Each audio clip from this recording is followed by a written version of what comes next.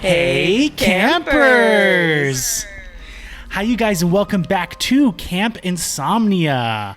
I am your head camp counselor, Zach. And I am your head camp counselor, sick-ass Devon. Hello. Yeah, I'm so sorry. Oh, you're dying. It's okay. Oh, she's dying, okay. Campers. Let's sacrifice her. No. She's on her way out. No. Sacrifice. Then you would have to find another dope-ass counselor, and you can't find one, so it's fine. No one can replace me. That's true.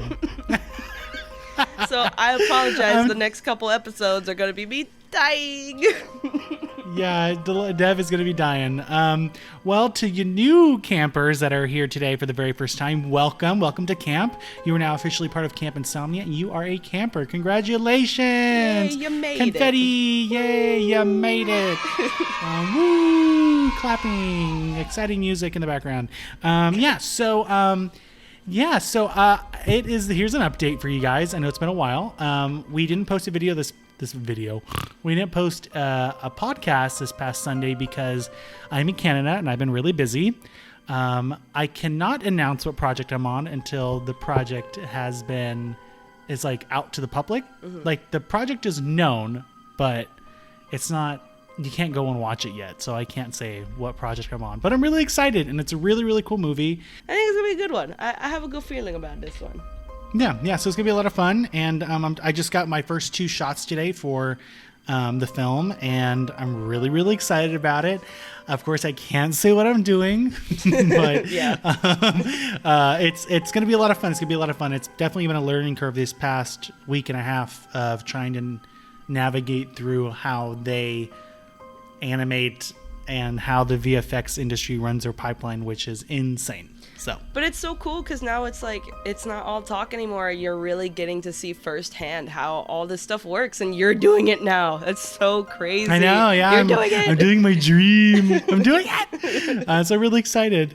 But yeah, so how things are going to be changing here at camp is that Devon and I are going to be recording at least 3 to 4 sessions in one sitting. So we're going to be sitting here for a while, and then spreading that out just to help both of us, because Devon does have 2 jobs. I do have a very long job that requires me to sit all day at a computer, and both of our schedules kind of whack. So we figured out a way to both fully invest in the show by just sitting down once a week or once every 2 weeks to record a bunch of episodes for you guys. Mm-hmm. So that's good. That's good. What's gonna be that's changed. You guys won't be able to tell, but yeah. Exactly. Dolores and I will be feeling it, recording for like 5 hours. Oh, legit. Except for this one, because I don't think my voice or my throat can handle it. Yeah. I'm doing most of the talking for 2 stories, so it'll take a break. If I'm a little quiet, I'm sorry. All right. So, do you have any updates in Devon's life? Well, let's see. I'm trying to think. I was supposed to go back to the other job this week, after my injury, because it's been about a month since I've been at the happiest place on earth. But then I got, at least it's not Miss Rona, but whatever the hell is going on. So I haven't been able to go back to that job. So life sucks. Not really, but yeah, no kidding. But I gotta make I can't make daddy money right now, so I need to be able to feed the counselors and the campers, and I can't do that right now.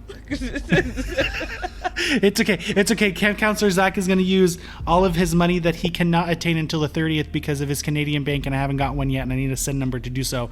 Jesus Christ! Until then, we're gonna be starving a little bit, but it's okay. We'll find the weakest camper. Oh no, here we go. And we'll just suddenly they just get hit by a log or something, and we just suddenly do cannibalism. I mean, no judging here at camp, meat is meat, right? Yeah, exactly. # meat is meat. That's good. That's a good one, actually. All right. Well, speaking of meat is meat, let's crack into this case. I have a really scary case for you guys. I did research before bed, and that was like the worst thing you could ever do, especially with a case like this. And it took me a while to go to sleep. So campers, get ready. Like, you will not be able to sleep tonight. But before we crack into this and I gather us around the campfire, I just want to have a disclaimer. There are talks of lewd acts, rape, and sexual assault in this case, and very brutal and graphic murders. If you are sensitive to these topics, I suggest not listening to this episode. Listener discretion is advised. Okay? Okay. All right. So, to the campers that have not left, you guys are crazy.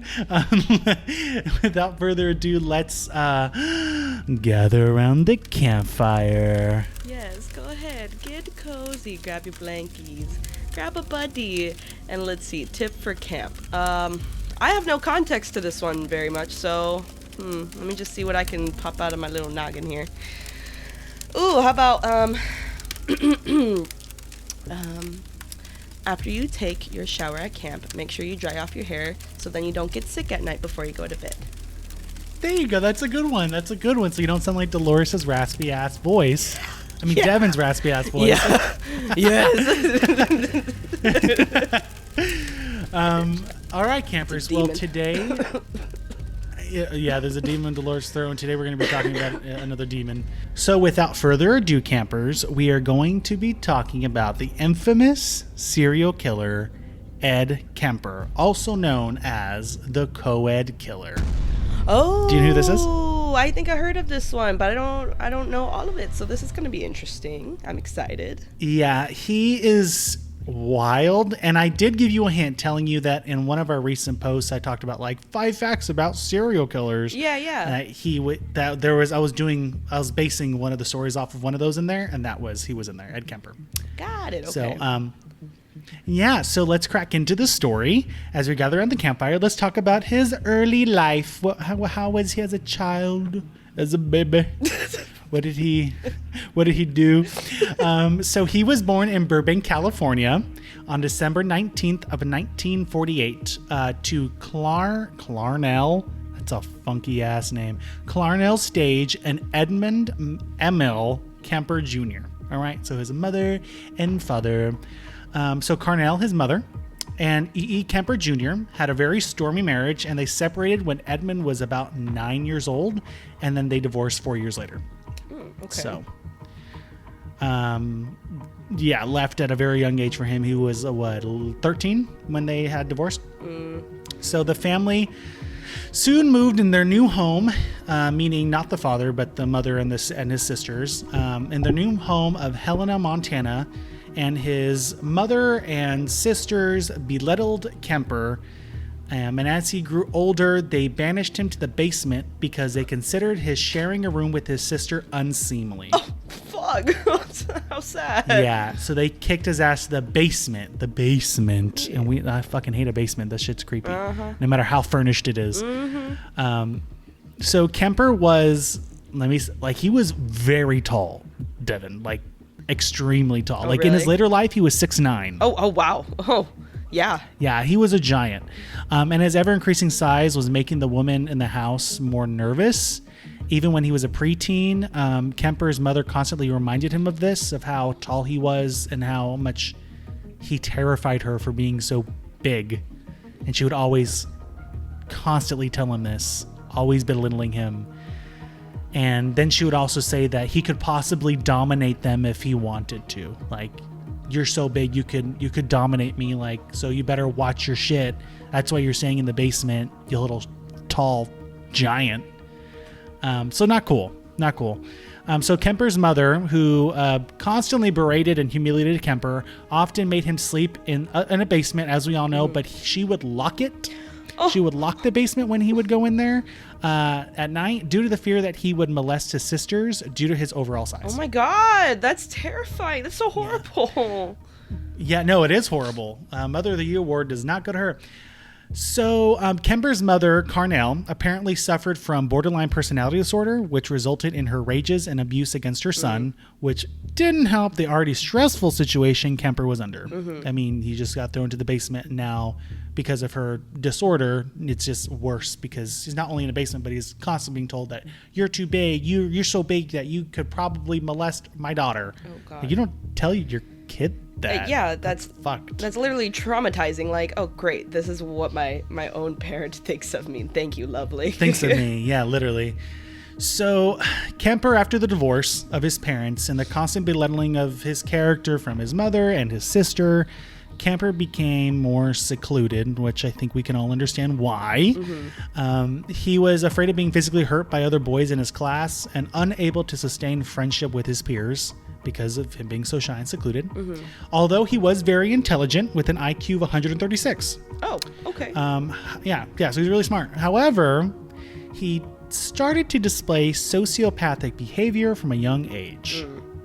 He would torture and kill animals. He acted out bizarre sexual rituals with his sister's dolls, and once said that in order to kiss a teacher he had a crush on, he would have to kill her. Oh, well, here we go. Here we go. Thank you, Mom. Look at what you have made me into. Yeah, no kidding. So his mother found these instances unbearable. She was like, I can't handle this anymore. You're just too crazy. I don't know why. Not because I lock you in a basement and call you a fucking weirdo. He was then sent to Los Angeles at her own request to live with his father and stepmother. His father and stepmother reacted the same way as his mother did with his strangeness, and they found his strangeness threatening, and they were quickly at their wits' end for like something to do with him. Like, it's like, we don't want him. He's a weirdo. I mean, he's definitely doing like really weird things and being super sexual and killing animals. So like, we don't want to put up with this anymore. You know what? We're gonna send you away. We're gonna send you away. This poor kid. We're gonna send you to your grandparents, your parental grandparents. So his dad's parents, who were Maud and Edmund Kemper. They had a 17-acre farm in North Fork, California, and Edmund was brought there during the Christmas holidays of 1963. Right, so now he's staying at his grandparents' house because his immediate family think he's a fucking weirdo. This poor kid's just being bounced around place after place. That's traumatizing on its own, too. Yeah, so Kemper was not pleased, no shit, to be left on the farm with his grandparents when the holidays ended, but he began school anyway and seemed to at least make some progress. From what is known about him, every time he was in school, he was really good. He wasn't as secluded. He did open up. He was just like not a goody two-shoes, but like a square. But he wasn't weird anymore. Like, his strangeness kind of like melted away. Interesting. Okay. Yeah, so his teachers at Sierra Joint High School in nearby Toll House, California, found him quiet, rather meek, in fact, but he caused no trouble. He made average grades. He drew no attention to himself apart from his size. But when he would go back to his grandparents' home, the situation was always tense but bearable. Okay. Yeah, so his grandparents felt very unsettled with him, but Kemper paid no mind and instead focused his attention on his .22 rifle that was given to him. Kemper shot rabbits, gophers, and birds. Kemper was able to contain his aggression, and this was his outlet. Who gave that fool a gun? No, I'm so mad. They did, I guess. Well, he used all that anger he had towards his parents, his grandparents, his life, really, and his outlet, unfortunately, was killing animals, but... Yeah, I mean, I'd rather him go punch a wall or something than go kill an animal. But so at the end of the school year, he returned to his mother and sisters in Helena, Montana, to spend the summer. But within 2 weeks of him back, with 2 weeks there, they sent him back to the farm. They said, no, he's too weird and strange. You can have him back. What? What the fuck?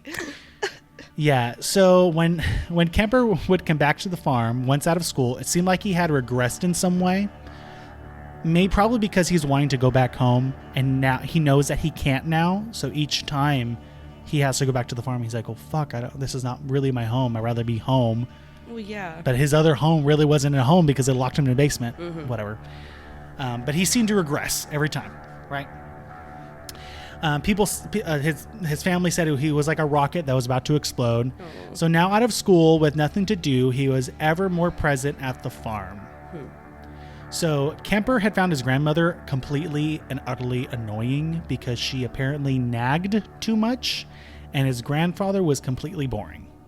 And as tensions grew, so did Kemper's imagination with disposing of his grandmother.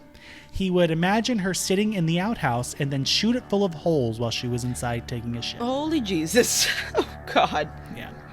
So, unknowingly to her, he would line up his rifle at her when she wasn't looking and pretend to shoot her and wonder what it was like. Oh, my God. That's fucking terrifying. Yeah. Kemper's grandmother knew tension was rising high around Kemper, and she grew more and more nervous. She took Kemper Sr.'s 54 pistol cal... 50... Okay. Do I have dyslexia? Oh my God. Kemper Sr.'s 45 caliber pistol, goodness, with her on at least, like, she would take it with her wherever she went, for fear that, like, Kemper would find it and, like, use it against her. So she was like, I'm gonna take this. She warned him, like, not to take it, like, hey, you know, your grandpa's 45 caliber pistols here, like, don't play with it. But she didn't trust that, and so she just always kept it on her.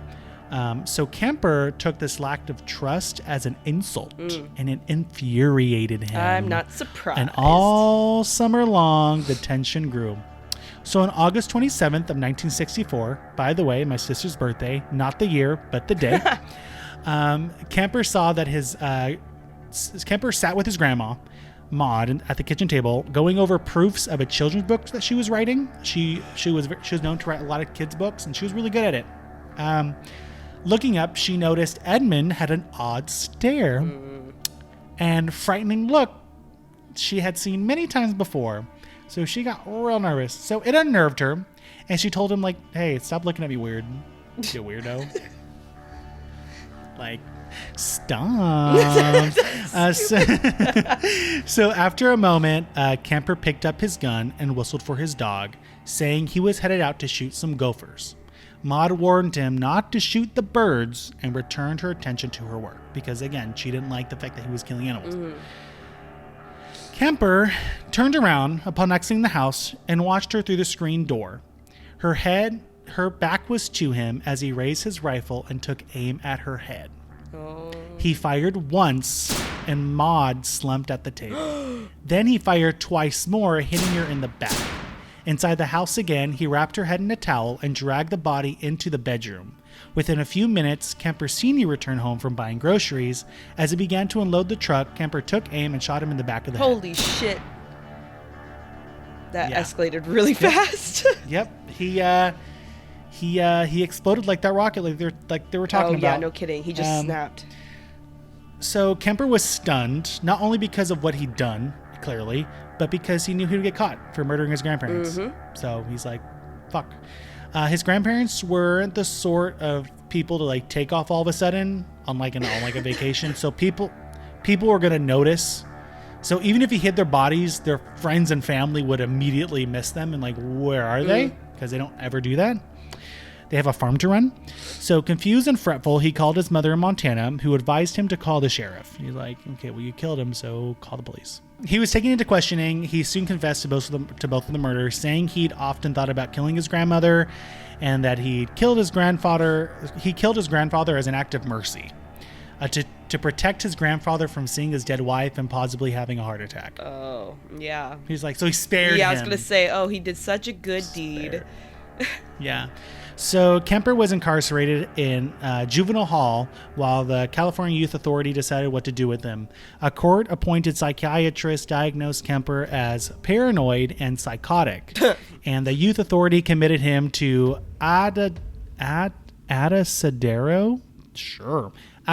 State Hospital. He entered the facility on December 6, 1964. He was 14 days shy of turning 16 years old. Oh, wow. Wow.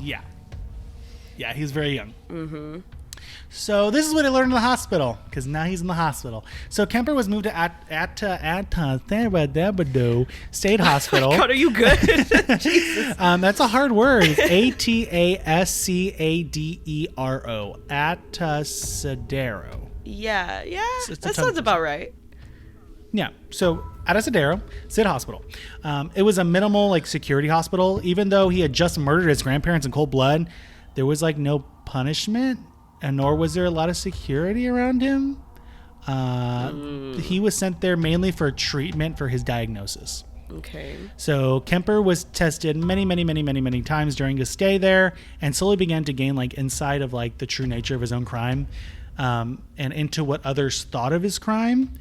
He didn't accept actual responsibility for his crime, saying it had been beyond his control, but he worked hard at learning the language of treatment and appearing recovered. So, But he never embraced what he actually did.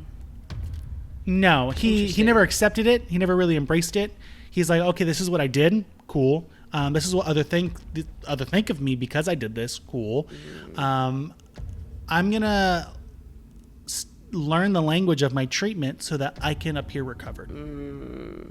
I see what he's doing. So putting on a front. Yeah. Yeah. So he worked in the psychology laboratory and helped administer tests.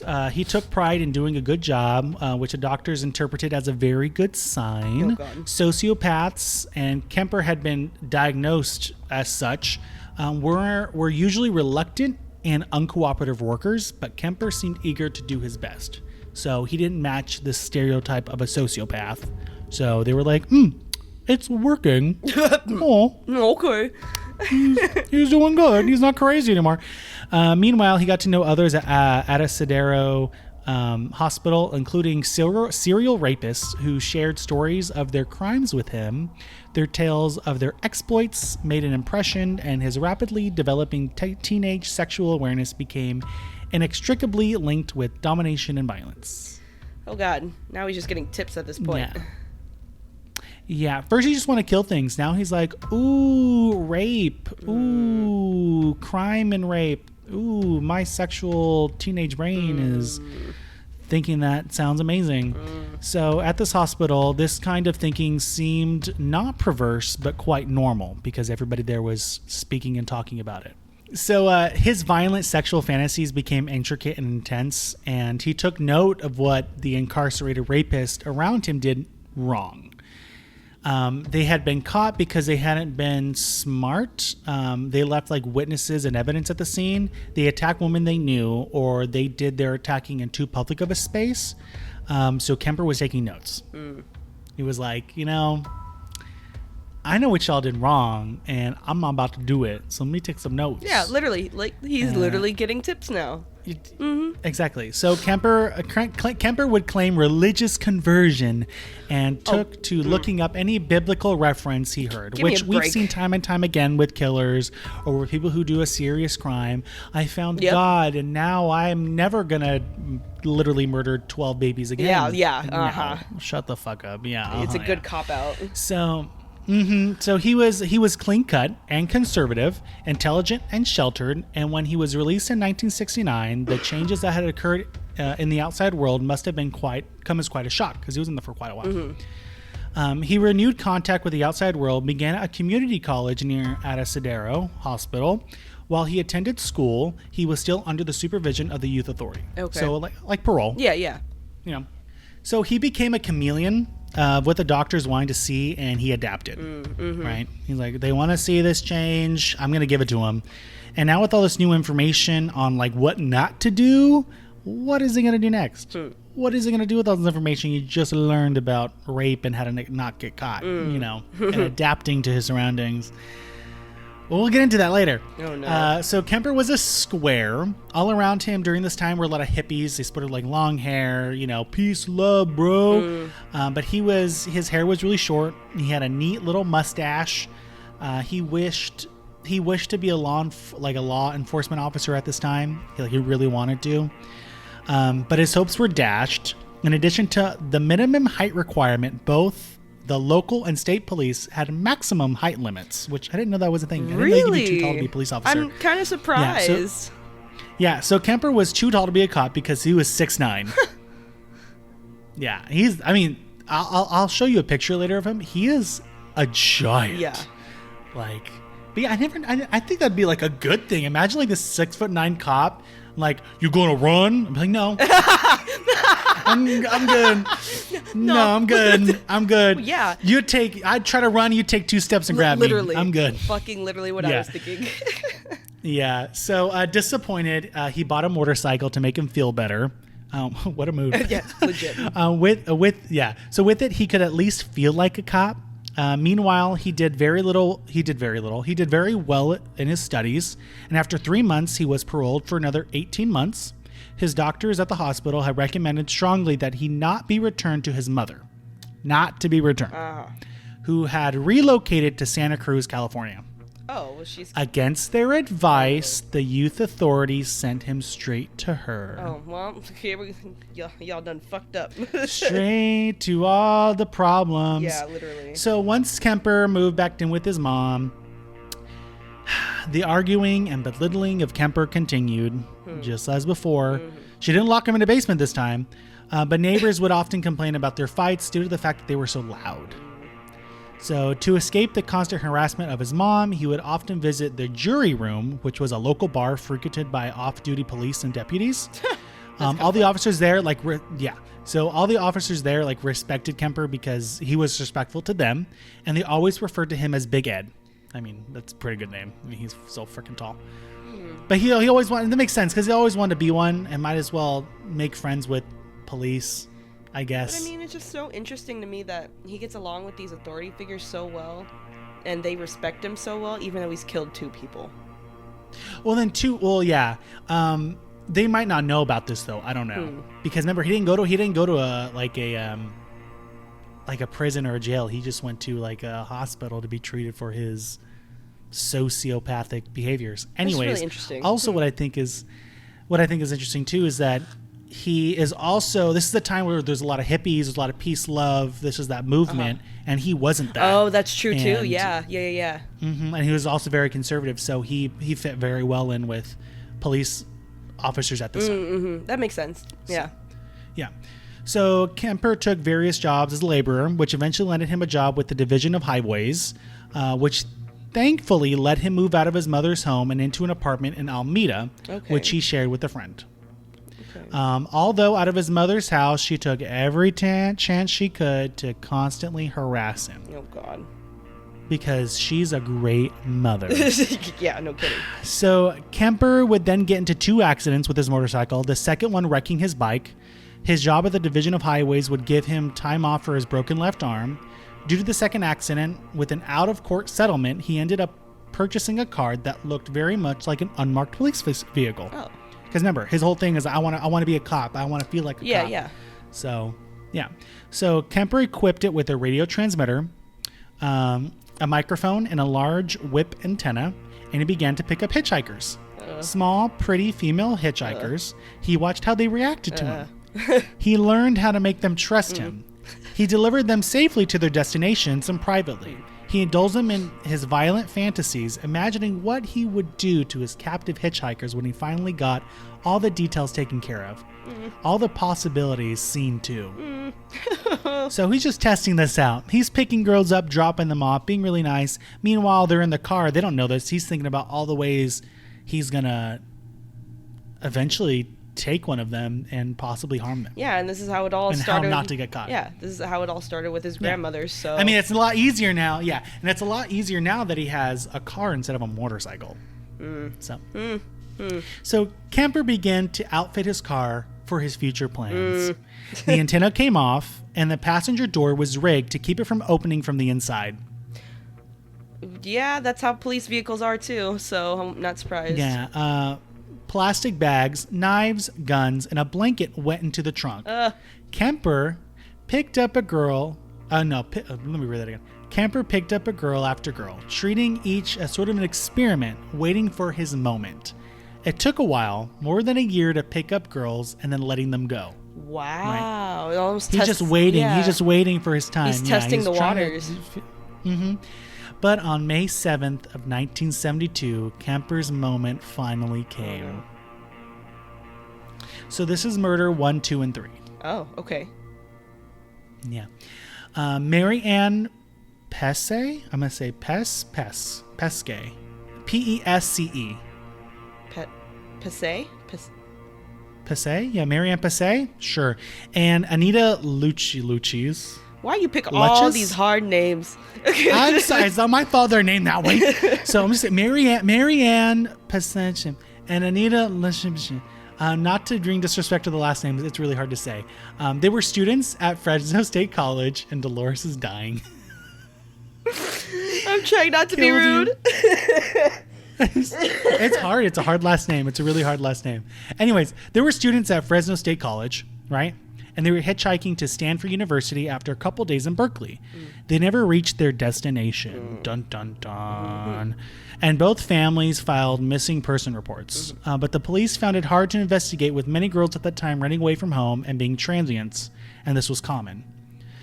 Girls had disappeared all the time, only to be later turned up at a friend or boyfriend's place, or they left for a weekend with their boyfriend just to escape, but they've always been found. So even if the police had sprung into immediate action, it wouldn't have done it any good because they ain't gonna be found. So Kemper had dispatched Mary Ann and Anita soon after picking them up. After driving them around for a bit, he took his gun out from under the seat and pulled off into a deserted area. He put Anita in the trunk of his car and turned his attention towards Mary Ann. He handcuffed Mary Ann, laid her across the back seat face down, put a plastic bag over her head that attempted to strangle her with the length of a terry cloth. But she bit a hole in the bag and the cloth snapped. Oh. Frustrated, Edmund pulled out a knife and stabbed her repeatedly. Oh, God. Eventually, he slashed her throat. He removed Anita from the trunk, and with a larger knife, he began to stab her repeatedly as well. Oh, God. She fought and screamed, but eventually wore her down. Kemper drove around with the bodies in his car for a while, deciding what to do. Eventually, he brought Mary Ann's body into his apartment, where he undressed and dissected her. He then also beheaded Anita's body. Oh. Mary Ann's body was buried in a plastic bag he'd used to suffocate her with, and later Kemper would lead police to this site. God, how brutal. Yeah. So it gets worse. He kept both of their heads for a while. He just hung onto their heads for a while, eventually disposing of them in a ravine. Mary Ann's was found and identified in August. Neither Anita's head nor her body were ever found. Oh, interesting. But he said, I killed her. Yeah. So no one suspected polite, clean-cut Edmund Kemper of anything. Like, he's this cute guy, square, average. No one suspected him, so he continued to prowl. So on the evening of September 14th, my birthday, happy birthday to me, 1972, not my birth year, Kemper picked up Aiko Koo, right? A 15-year-old dancer of Korean descent who was on her way to a dance class. She had tried waiting for the bus, but decided to hitchhike. Aiko caught onto his plan relatively quickly, and she panicked.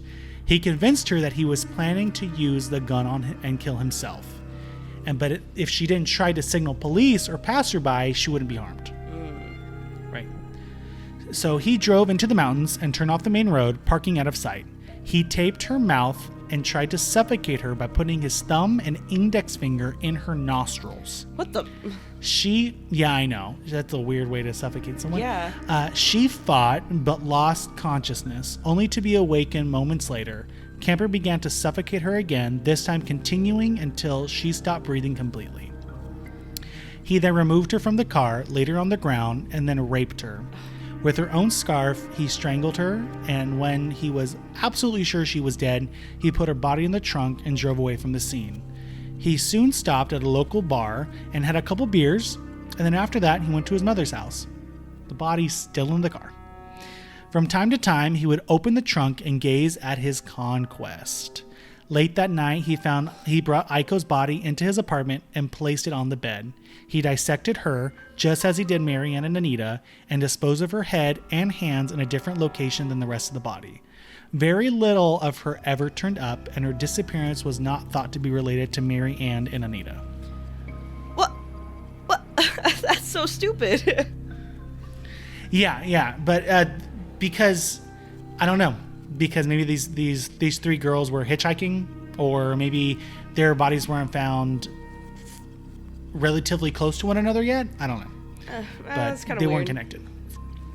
And then too, this is like the 70s, and a sense when Different were time. crime investigators that great during that time anyway. That's true. Different time. I didn't think about that too. Because nowadays it'd be Yeah. like, oh, wait a minute. There might be a correlation. These bodies are coming Yeah, up one exactly. after another.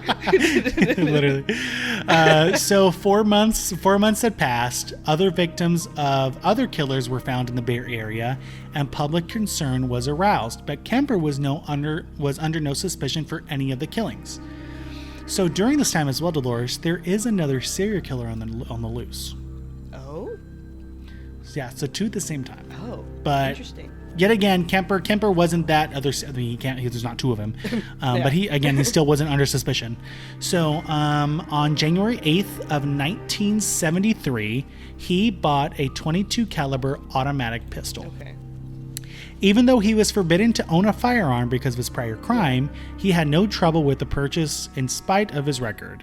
But he feared that eventually the police might catch on to the fact that he was holding an illegal possession of a handgun, so he stepped up his cruising, and killing activities began the very next day. He was like, I don't got time. He's Let's like, go. I don't got time, it's time to kill. So Kemper picked up Cindy and drove her into the hills near Watsonville, where he forced her into the trunk and shot her with his new gun. The bullet lodged in her skull. Oh. Kemper had recently moved back in with his mother, so he brought the body to the duplex in Aptos and into his room there. And when Carnell left for work the next morning, he had sex with Cindy's corpse. Oh my fucking God. I knew he was going to take it there at some point. I was waiting for He it. dissected her, so he dissected her in the bathtub, taking a great care afterwards to wash away all traces of what he had done. It doesn't matter. There's a bullet lodged in her head. Well, you ready? He removed the bullet from her skull Oh, fuck off. and buried the head in his mother's backyard. God. You know what? Yeah. I don't care. That's still going to get caught. So later he threw the body parts, which he put in plastic bags, off a cliff. This time, however, the body was discovered within 24 hours. Kemper took notice, but still really wasn't worried. He had been extraordinarily careful. Mm-hmm. Within a month, he was ready to kill again. Oh my God. He On really the didn't get yeah. caught. Oh, shit. Yeah. Nope, he didn't. So on the night of February 5th of 1973, Edmund and Carnell had a monumental fight, and Kemper stormed out of the apartment, keyed up, and ready to strike. His big thing is he gets into these fights with his mom, and he has to let out his aggression somehow. Yeah, he's getting riled up. Yeah, he's getting riled up. So with all with all his aggression after the fight with his mom, he was ready to kill again. Yep. So he picked up Rosalind first and engaged her in a conversation. In a short while, he stopped for another hitchhiker, Alice. She had no trepidation about getting in the car, what with Rosalind already being in there and seeing the UC Santa Cruz parking sticker, which Carnell, his mom, had produced, prominently displayed. So, because he had that sticker on his car, she's like, oh, he goes to a college just like I do, just like she does. Yeah. And there's already a woman in the car, so everything should be fine. Yeah. So yeah, sure, I'll hop in too. Mm-hmm. So they rode for a while, and this time Edmund didn't even stop the car to do his killing. Oh. He drew Rosalind's attention to a lovely view of the passenger's side. And as she looked, he slowed down, drew his .22 caliber gun out, and shot her in the head. Oh, that's so weird because I was waiting for you to say something like that. He was just going to freaking pull out the gun and just do it when they weren't paying attention. Yep. Oh, that's so So funny. quickly he pointed the gun at Alice in the back seat and fired several times. Unlike Rosalind, she didn't die immediately. He shot her again point blank once he got out of town, and then he finished her off. Oh my God. How messy. Yeah, so pulling into a cul-de-sac, he quickly transferred the bodies into the trunk. He stopped for gas and then went to his mother's duplex, which he quickly left again, claiming he needed cigarettes. So he has errands to do, apparently. Uh-huh. So once outside the apartment, he pulled the car to the street, opened the trunk, and beheaded the bodies in full view. But no one saw. What the fuck? He's being hella messy now on this one. Yeah, like I mean, he literally like he took the body, like he let it, like hang the bodies outside the trunk, right where their head was exposed, and just chopped it off in full view of everybody. No one saw. He's so lucky. Not a soul. He's so lucky. Yeah. Fuck, if anybody would have fucking seen it. Yeah. So the next morning, he brought Alice's body inside, so it stayed in the trunk. He brought Alice's body inside and had sex with it in his room. Oh my God. He also brought Rosalind's head so he could remove the bullet that he had lodged in it, as he had done before with Sydney's. He drove away from Santa Cruz to dispose of most of the body parts, then on to Pacifica to get rid of the heads and hands. Wait, question. Oh, I feel like I shouldn't ask Yeah. this, but it's kind of disturbing. So is he having sex with these bodies while they're headless too? Yeah. Oh my God, what a sick fuck. Yeah, some of them, yeah, and then some of them they're already decapitated and he like raped them. Oh God. Oh, ugh, sorry. I just was. Yeah, he's a sick fuck. Yeah, he is. My God. So Carnell Strandberg, Kemper's mom, never seemed to show any kind of suspicion that Kemper was up to this murderous spree. Probably because he would do this when she was out of the apartment, and by the time she came back, everything was all cleaned up. Of course. So she had no suspicion. And it's not like that he was driving her car. He had his own car. So Yeah. it's not like she can go investigate his car. She had no reason to. So Easter weekend had come. Roughly a month after the killing of Rosalind and Alice, he decided the time had come to rid of his mom. Oh, finally. I was waiting for that too. So, so he waited all night in his room while Carnell slept peacefully, carefully considering what he was about to do. You know, should I do it? How am I going to do it? So at 5:15 a.m., he got a hammer from the kitchen and went to her bedroom. He struck her once very hard and then slashed her throat. Holy shit. Within a minute, he had killed and beheaded her, removing her larynx in the process. What the fuck? Yeah. He tried to put it down the garbage disposal, but the machine spat it back out. That's disgusting. Which Kemper found darkly appropriate and not at all surprising. What the fuck? So he hid her body in a closet and cleaned up a bit and then left the house. That afternoon, he pondered what to do and decided, what if someone else were to find his dead with someone else that was dead with his mother? Like, what would they think? The suspicion might point away from him. Like, oh, there's another, maybe she was trying to defend herself and she killed her attacker. That kind of thing. Right. So returning to the duplex, he called Sarah Hallett, a friend of Carnell's, and invited her to dinner. The fuck? He wasn't able to reach her immediately, and he fretted about his plan until Sarah called for Carnell around 5 p.m., her friend. He made the invitation, saying the dinner was a surprise for his mother. So when Sarah arrived, he immediately strangled her, first manually, and then finally with the scarf he had obtained from Aiko, one of his victims. Yeah. He then removed Sarah's clothes and put her on his bed, and sometime that night attempted to have sex with her corpse. Oh my God. And I can't even imagine, there's no way they can get out of that struggle. He's just a huge man. Yeah, he's a huge man. He's a huge man. There's no when I show you that chance. picture, you're going to be like, no, there really isn't. He's a big guy. So on Easter Sunday morning, he left town, driving east in Sarah's car. Fearing discovery, he rented another car and dropped off Sarah's car at a gas station, telling the attendant it needed repair. He drove for 18 hours, stopping only for gas and soda. He was stopped in Colorado for speeding, but was let go for his charm, his calm nature, and nice-looking appeal. He paid his fine and moved on.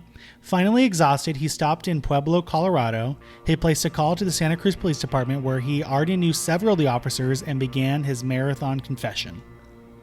What? Really? Yeah. Why would he he run and then confess? I mean, that doesn't make any sense to me. And so the initial contact required several calls. First, he had to convince the Santa Cruz Police Department that he wasn't a prank caller. They didn't believe him at first and kept thinking that he was just joking with them. What the fuck? And they knew him too, so they're like, Ed, stop. You didn't murder all these people. It's like, yeah, I did. I literally beheaded them and then raped them. No, you didn't. Stop. It's just a prank. He's like, I'm telling you, I'm confessing. Oh my God, Kemper, you're so funny. That's stupid. So, you're so funny. Kemper's like, what the fuck is wrong with you guys? So he had to help them find him, basically, because they didn't know where he was. So he had to tell them, like, you know, and you got to tell me where you are, buddy. He's like, all right, if you take I-65, What the fuck? you go all the way. So, What the fuck was the point? I don't know. So I fucking know, fucking stupid. So he was disoriented. I wasn't quite sure of how to lead the police to the Pueblo phone booth from which he was placing the calls. He's like, I know you take I-65, but fuck, do you make a right or a left? So he was unsure. So when he was taken into custody, a party of investigators from Santa Cruz headed to Pueblo, where they would question Kemper about the crimes for which he claimed responsibility. As their tape recorder rolled, Kemper talked, giving incredibly detailed confessions to all 8 murders, which if you want to listen to, you can find online, and I suggest you don't listen to it. Oh, why? I mean, I was graphic, but wait until you hear it from his own fucking mouth. Oh, got it. Okay. And he's reliving it all over again, so he's really relishing in it. Oh, God. Upon his return to Santa Cruz, Kemper led investigators to various disposal sites he had used and continued his seemingly endless confession. When he had finally finished, right, his confession and telling where all the bodies are at and all the disposal sites are at, his court-appointed like public defender was like, what the fuck do I do now? So his name was James Jackson, and no avenue for defense except that of insanity. He's like, well, you fucking killed him. I can't save him. You just confessed to murder. Fuck, you're crazy. So we're going to use that. Good enough. You're crazy. Good enough. Good enough. Yeah. No, we're going to use that. Let's roll with it. So a series of witnesses were brought in to try to establish that Kemper was not responsible for his crimes, but the prosecutor undermined the testimony of each one. Prosecution witness Dr. Joel Fort did the most damage to Kemper's insanity defense. He had spent quite a bit of time reviewing Kemper's case, going all the way back to his diagnosis after the killing of his grandparents and during his time at Atasabada Hospital, right? Yeah. So he had also interviewed Kemper, eliciting previously unknown information about his sexual practices with the bodies and even cannibalism. Wait. Really? Yes. Yeah, so he would I had a taste for that meat. I'm leaving. Remember, like we said, remember, meat is meat. Hashtag meat is meat. That wasn't supposed to work. Full circle, That girl. wasn't supposed Here we to go. work. I hate this. Holy shit. Woo, cannibalism. Woo, yikes. Here we go, campers. So, Kemper was not a paranoid schizophrenic, Fort said. He had been obsessed with sex and violence, and he craved attention, going so far as to slash his own wrist with a ballpoint pen during his trial in an ostensible, suicide attempt. But he was not insane. So he said, this guy is not crazy. He did try to slit his own wrist because he wants to die while he was in court, but he's not fucking nuts. He's just trying to cop out. Oh my God, this dude's a mess. Yeah. He's a mess. So furthermore, Fort said if he were ever released, he would kill again, and he would kill the same sort of victim, which was a hitchhiker. Uh-huh.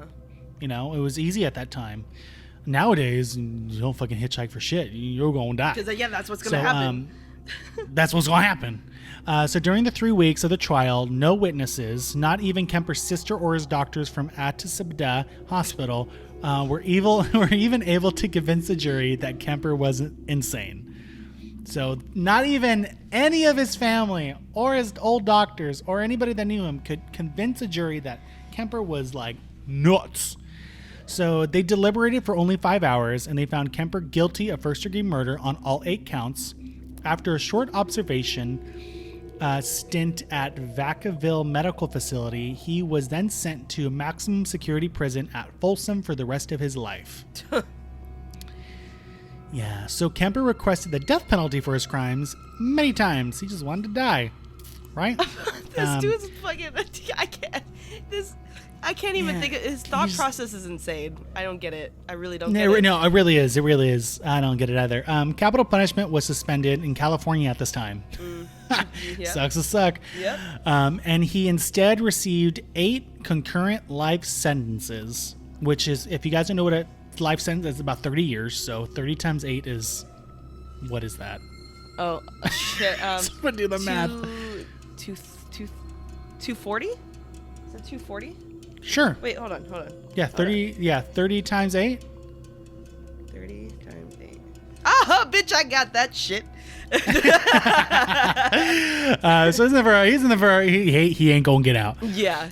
Since then, he has been incarcerated at the California Medical Facility. So at this time of Kemper's murder spree in Santa Cruz, remember, like I said, there was another serial killer named Herbert Mullen who was also active, earning the small California town the title of Murder Capital of the World. Of the world. And adding to the college's town's infamy was the fact that these multiple murders were preceded 3 years earlier by multiple murders committed by John Lindley Frazier. So during this time, 6 year span, a lot of people were being murdered. So Santa Cruz was literally called the murder capital of the world because people were just dying. And guess what? You know the other serial killer I was telling you about, Herbert Mullen? Mm-hmm. That's what the next case is going to be on. Oh, okay. All right. Yeah. So there you go. We're going to be talking about the other serial killer at the same time as Ed Kemper in our next story. But I still have some more facts about Ed Kemper before we close out.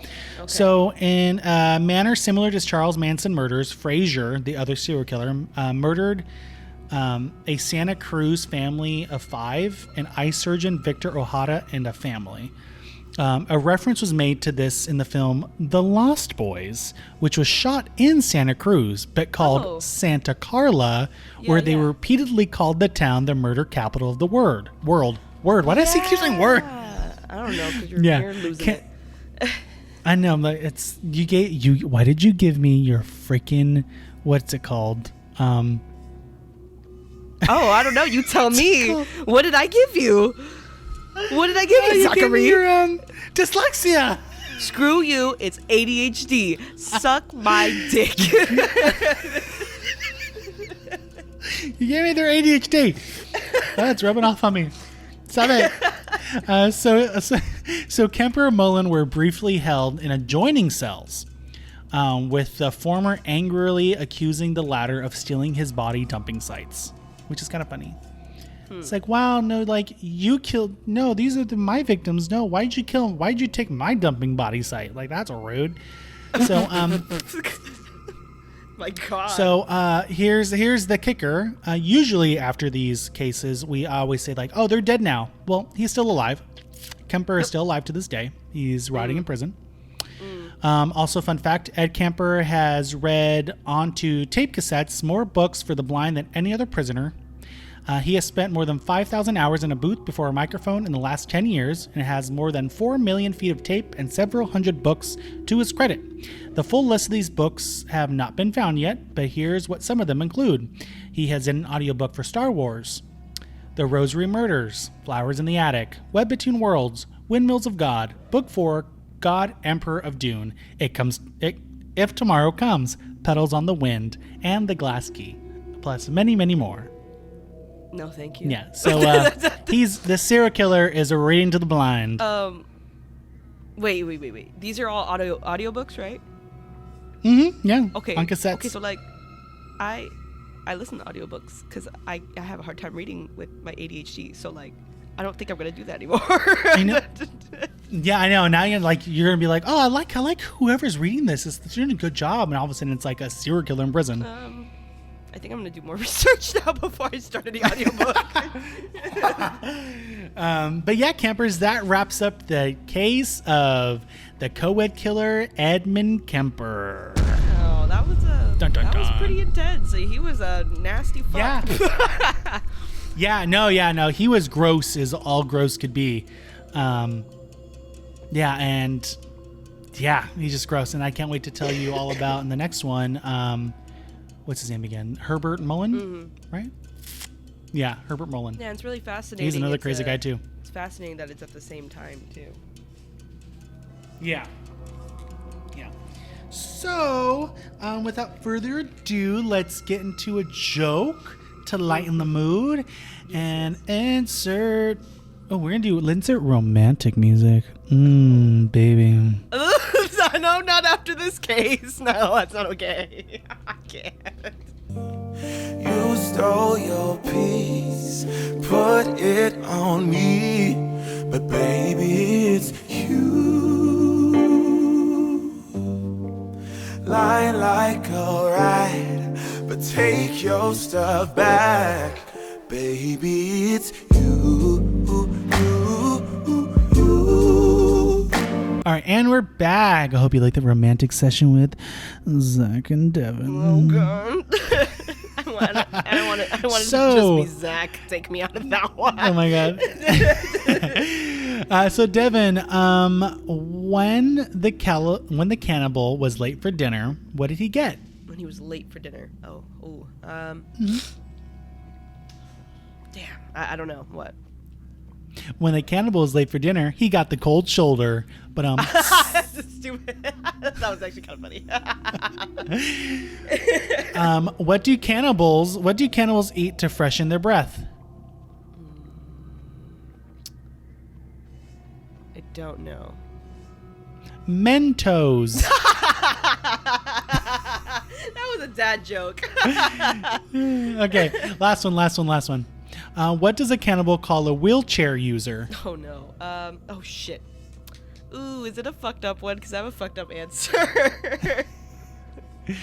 I want to. I don't know. Guess. A vegetable. Oh my God. Jesus, no. Okay. Mine's worse though. A what? I guess. So what does a cannibal call a wheelchair user? A meal on wheels, baby. Fuck. Damn it. Meal on wheels. Both are bad. Ooh. I don't know what's worse. That Both it are came out bad. of my own head or that you found that. Oh, shit. Well, thank you, campers, for listening to tonight's episode. And please follow us on Instagram at campinsomnia_podcast. Yes. And you can also find our Linktree in the bio that takes us where, Devon? To all the things we are on. You can find us everywhere. All the things. All the things. Thank you, campers, for listening, and good luck trying to sleep tonight. And if you can take away a camp rule, don't fucking hitchhike. Yeah, ever. that too. No kidding. Call an Uber, and then if you get an Uber, locate yourself to someone so that someone can see where you're going, because I know you can do that. Mm-hmm. Yeah. Stay safe, campers. Anyway, see you guys. All right, bye. Bye. God, I can't do it for long. I'm gonna eat your face.